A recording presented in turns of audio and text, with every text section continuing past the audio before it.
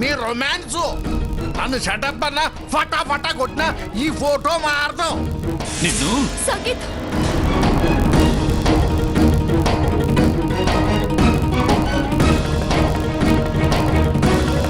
వదిలేయండి. You idiot, ఏముంది ఇందులో? ముగ్గురం కలిసి హల్వా తిన్నాం. నా మీసాలకి హల్వా అంటిందని స్వర్ణ తుడిచింది. అప్పుడు సీత హ్యాండ్ వాష్కి వెళ్ళింది. అసలు అంత తేలిగ్గా ఎలా ఆలోచించావు బాబాయ్?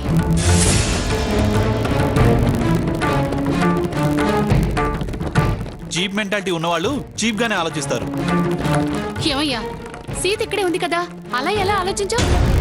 ఇది అది లేనప్పుడు జరిపే సాటుమాటు భాగోతం.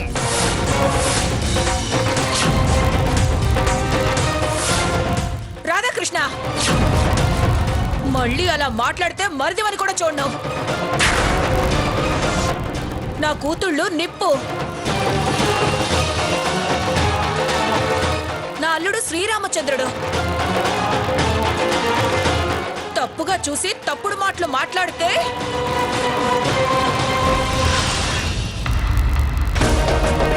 పద స్వర్ణ, వెళ్దాం. ఛీ, తండ్రి తర్వాత తండ్రి లాంటి వాడివి. కూతుళ్ళ మీద ఇలాంటి నింద వేయడానికి మనసులో వచ్చింది.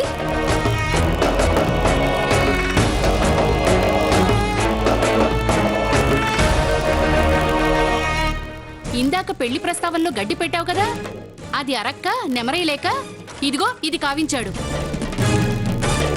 తనలాగా జగమంతా అనుకుంటున్నాడు.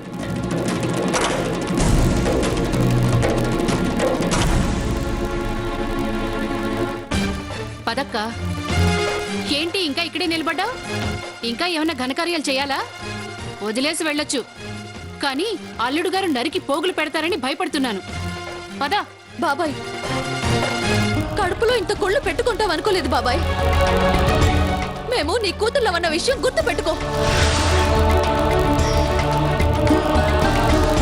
చాలా తప్పుగా ప్రవర్తించావు బాబాయ్. బాబాయ్ అని పిలవడానికి చాలా ఇబ్బందిగా ఉంది. అసహ్యంగా ఉందన్నా పట్టించుకోడు. నువ్వేం మొహమాట పడకు సీత. పద. ఏయ్, తీసుకో.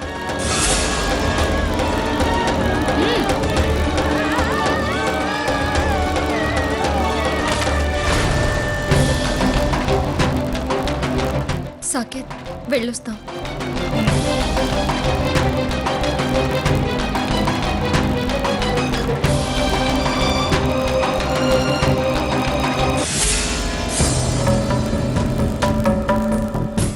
సావిత్రి, అందరూ కలిసి ఎక్కడికి వెళ్ళారు? అది సీత పెళ్లి కదా, మరిది గారి అమ్మాయిలకి ఏవో నగలు కొనిపెడతానంటే వెళ్ళాం. వేళాకోళానికి ఓ హద్దు ఉండాలి. నగలు కొనే శక్తి ఉందా వాడికి? మీ తమ్ముడు గారి గురించి తక్కువగా అనుకుంటున్నారు బావగారు. ఆయన సమర్థత మీకు తెలియదు. ఏమిటో మీ మాటలు నాకేం అర్థం కావడం లేదు. కలిసి కాపురం చేసేదాన్ని నాకే తెలియటం లేదు. పిచ్చి మహారాజులు, మీకేం తెలుసు? మీరు పాలు మాత్రమే చూస్తారు, తెల్లగా ఉన్నాయంటారు. మా ఆయన గారు పాలు వదిలేసి నీళ్లు చూస్తారు. పాలు నల్లగా ఉంటాయనే రకం. రామచంద్రయ్య, రామచంద్రయ్య, నమస్కారం అమ్మా. ఏడి వాడేడి? ఎవరమ్మా? ఇంకెవరు? నీ తమ్ముడు రావణాసురుడు.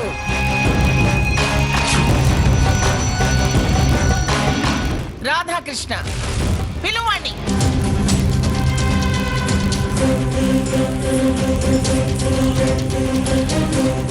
వాడి పెట్టే వేడ బయట పడేసి వాడిని వెంటనే బండికి బయలుదేరమను. ఏమైందమ్మా? వాడు ఏం చేశాడు? ఏం చేశాడా? ఏం సావిత్రి, మీ ఆయనకి చెప్పలేదా నువ్వు?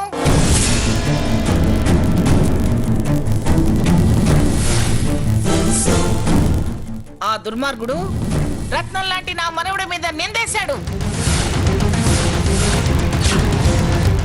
మీ మనవడి మీద నింద వేశాడా? నా మనవడి మీదే కాదు, ముత్యం లాంటి నీ బిడ్డ మీద కూడా అపనింద వేశాడు.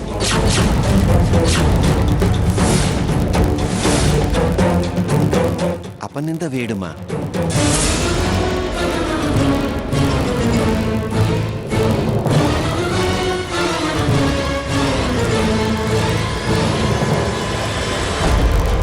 లేబర్ వేషాలు వేశాడు. ఏంటి శాస్త్రి, ఏం జరిగింది? నాన్న ఇందాక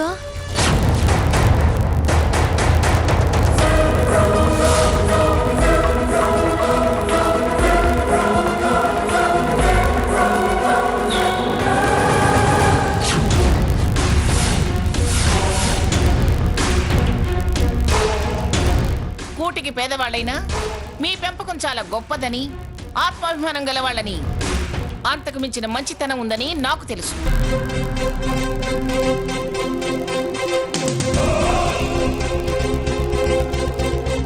మీ గుణంలో నేను వంక పెట్టలేను. అందుకేగా ఏరి కోరి నీ కూతుని నా మనవడికి కావాలని పెళ్లి చేసుకుంటుంది.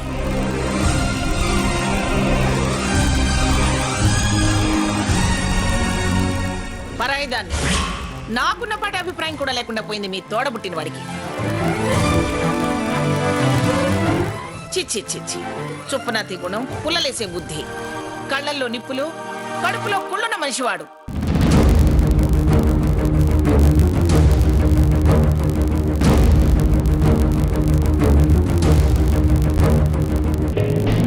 వాడింకొక క్షణం మీ ఇంట్లో ఉండడానికి వీల్లేదు. ఏడివాడు, ముందు వాడిని బయటికి రమ్మను. రాధాకృష్ణ, రే రాధాకృష్ణ,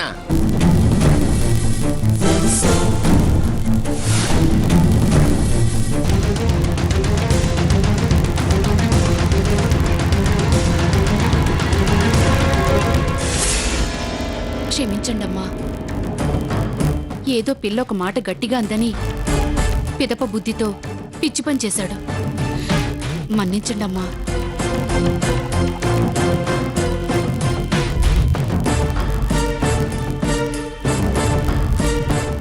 పెళ్లికని వచ్చాం.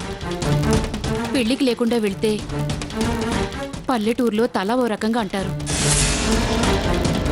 మళ్ళీ ఏమైనా పిచ్చి మాటలు మాట్లాడితే అది బావగారికే చిన్నతనం. ఈ ఒక్క తప్పు కాయండమ్మా. మరో తప్పు చేయకుండా చూసుకుంటాను. దయ చూపించండమ్మా. పిల్లంది అంటే ఏమిటి? పిల్ల మాత్రం ఊరికే ఎందుకు అంటుంది?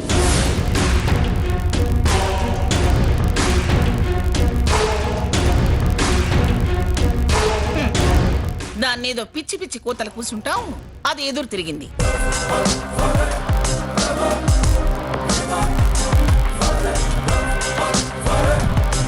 ఇదిగో నిన్నే, తల పైకెత్తు. నీ బుద్ధి నా ఇంటికి వచ్చినప్పుడు శుభలేఖల గురించి అన్నప్పుడే బయటపడిపోయింది. వాళ్ళ పేర్లు లేవని చెటపట దొరికిన దుట్టానికి పొంగిపోక తప్పులు ఎదుగుతున్నారు. మిమ్మున్నే తప్పు పట్టాలని చూస్తున్నారు.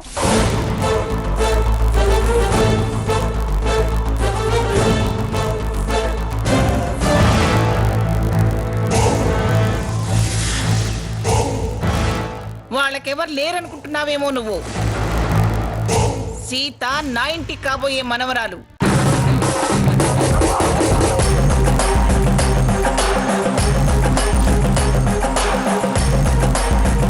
వీళ్ళంతా నా వాళ్ళు. నేనన్నాను కదా అని ఎవడు పడితే వాడు ఇష్టం వచ్చినట్టు మాట్లాడితే నాలుక చీరేస్తాను. కబడ్దార్.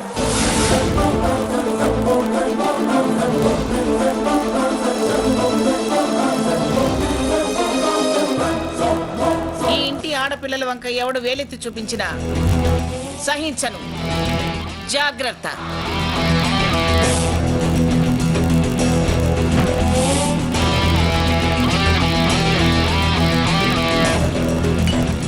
నీ పెళ్ళాం బతికిలాడుతుంది కాబట్టి రామచంద్రయ్య వాళ్ళకి మాట వస్తుందని ఈసారికి వదిలేస్తున్నాను. ఇంకొకసారి ఇలాంటి తప్పు జరిగిందో ఉప్పు పాతరేస్తాను.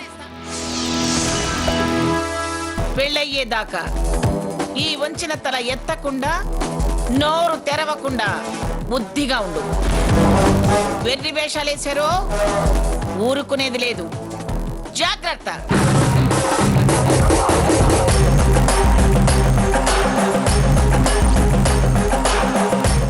పదరంగయ్య.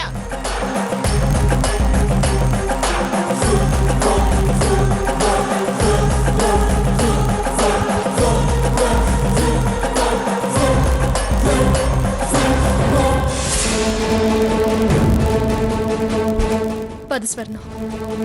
పద సావిత్రి.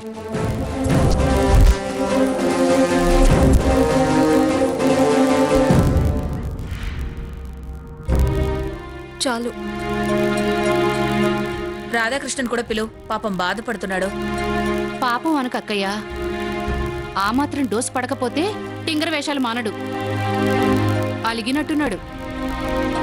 బతిమిలాడితే చెట్టెక్కి కూర్చుంటాడు. వాడిని వదిలేసి ఎలా తింటావమ్మా? ఆకలేస్తే ఆయనే వస్తాడు.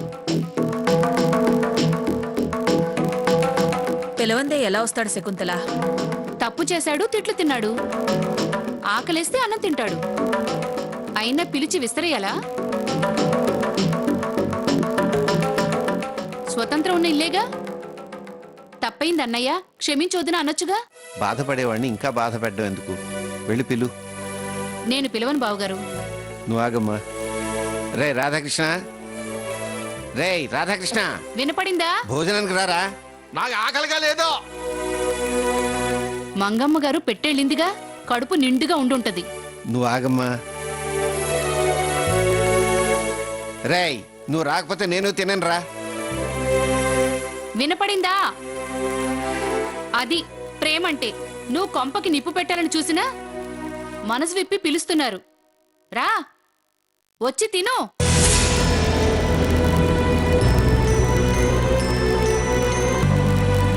బావుగారు ఆపరేషన్ అయిన మనిషి, కాస్త మనిషిలా ప్రవర్తించచ్చుగా. ఆకలిగా లేదు అంటే లేని పని అని చదువుతావా? రేయ్, నీ ఆకలి నాకు తెలీదు. రోజుకు 3 సార్లు తినేవాడివి. ఆకలిగా లేదంటే ఎలా సరిపెట్టుకుంటావురా? నాన్న, మీరు ముందు తినండి. బాబాయ్ చేత నేను అన్నం తినిపిస్తానుగా.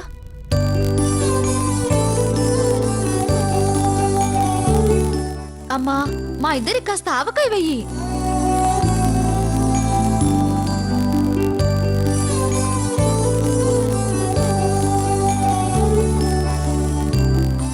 అక్క, నువ్వు తింటూ ఉండు. బాబాయ్ ఇక్కడికి రాడు కానీ నేనే భోజనం ఆయనకి ఇచ్చేసి వస్తాను. అక్క, నాకు కూడా వేయి. చాలు.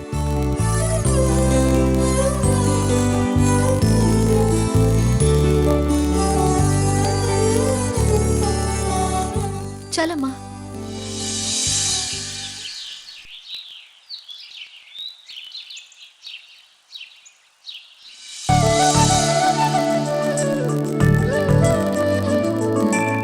చాలు.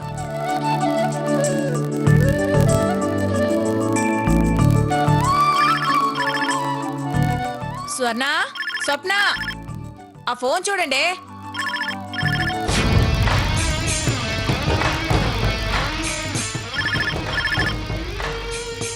అబ్బా, ఎవరు పట్టించుకోరు. శకుంతల, నేను ఫోన్ చూసొస్తాను, నువ్వు రుబ్బుతూ ఉండు. సరే అక్క. ఆకు లోపలికి తోయి.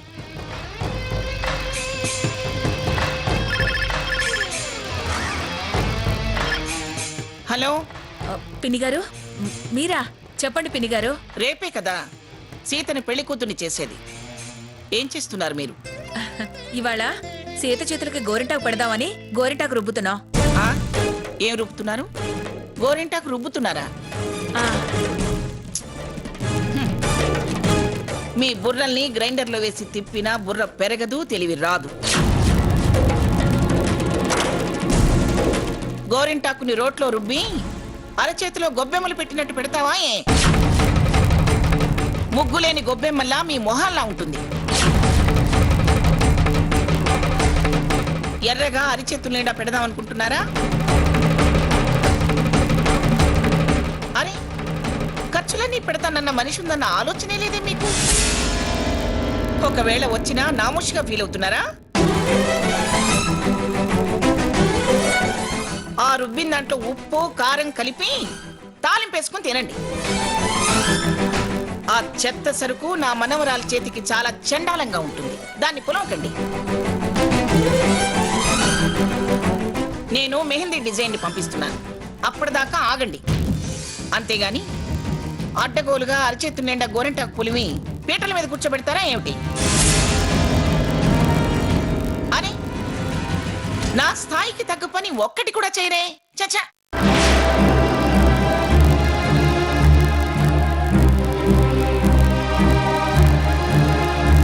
రంగయ్య,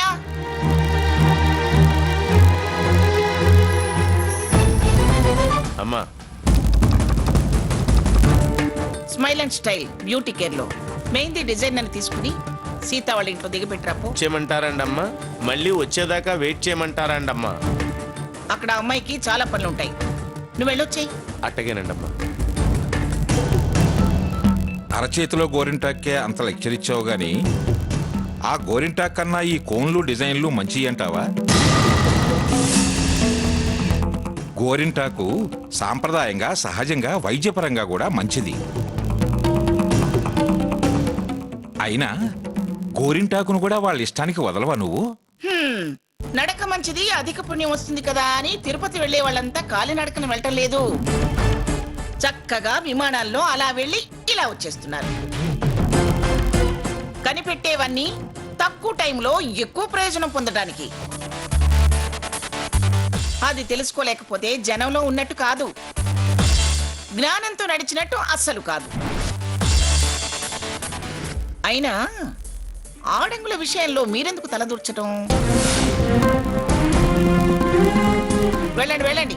మీరు వెళ్ళి బీపీ షుగర్ చెక్ చేయించుకొని రిపోర్ట్స్ చూపించండి.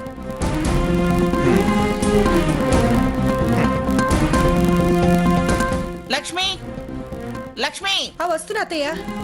అత్తయ్య, రేపు సాకేత్తుని పెళ్లి కొడుకుని చేయాలి కదా, కావలసినవన్నీ కాస్త అందుబాటులో సర్ది పెట్టుకో. ఏది ఆలస్యం జరిగినా సమయానికి అందకపోయినా నేను ఊరుకోను. ఆ తర్వాత అన్నానని నీలెక్కో. అలాగే అత్తయ్య. ప్రతిదానికి బుర్ర తక్కువ మనిషిలాగా తప్పు పడుతుంది.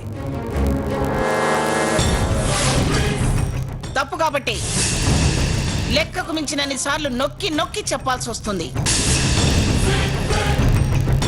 చింతాకంత బుర్రున్నా, చీమంత ఆలోచన ఉన్నా నేను ప్రశాంతంగా ఉండి ఉండేదాన్ని. దీనికేం తక్కువ లేదు.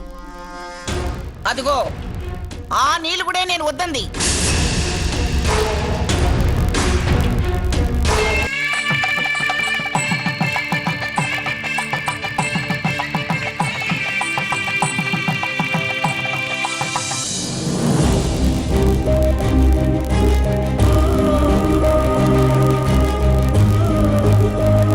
నేను మెహందీ డిజైన్ ని పంపిస్తున్నాను. అప్పటిదాకా ఆగండి. Rascal, you cheater.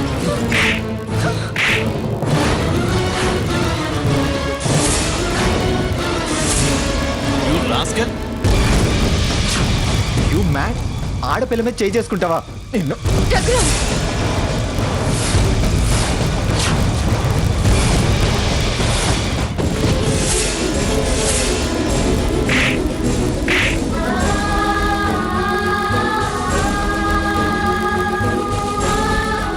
నా కాబోయే భర్త మీద చేయెత్తుతావా? వెళ్ళరా, వెళ్ళ అవతలికి.